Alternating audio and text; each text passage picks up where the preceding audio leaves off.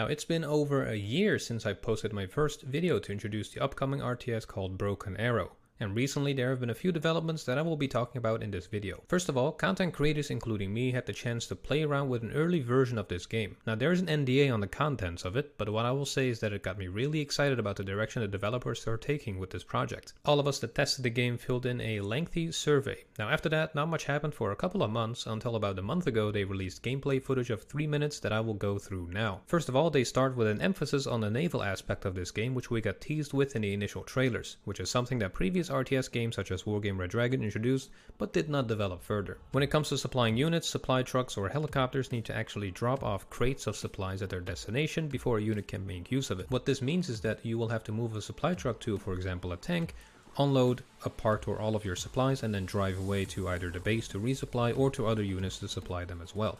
This really brings another dynamic to the supply or logistics system in RTS games. One thing I really love already is the vertical scale of this game. Many studios do not really make sufficient use of it, and it just feels like wasted space, and it really just kind of limits you mentally into this 2D field. Now in terms of unit customizability, they tease us here with a Harrier being loaded with bombs and rockets, and my mind is already wondering if you can turn like a basic Harrier such as this into like a multi-role plane with sidewinders, bombs and rockets all in one package. The same applies to tanks. You can fully customize its armor and weaponry, which is a way better mechanic than simply having a different version for every possible tank build or plane build or helicopter build and so on. This clogs up the deck building or army building system, and it might scare off a lot of people that are fresh to RTS games. Now more recently they also released a video showing the customizability of the Bradley vehicle in Broken Arrow.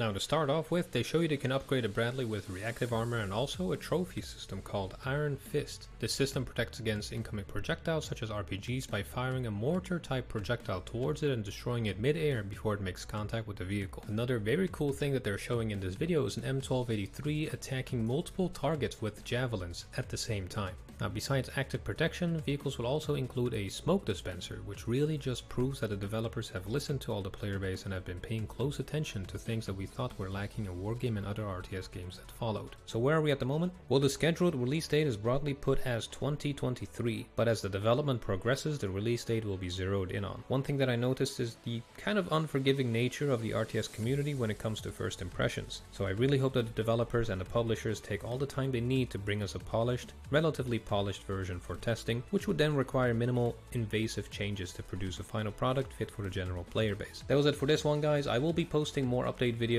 when Broken Arrow releases more information to us, or when an NDA lifts on the player testing, for example, and I hope to see you guys back in those next videos. Take care.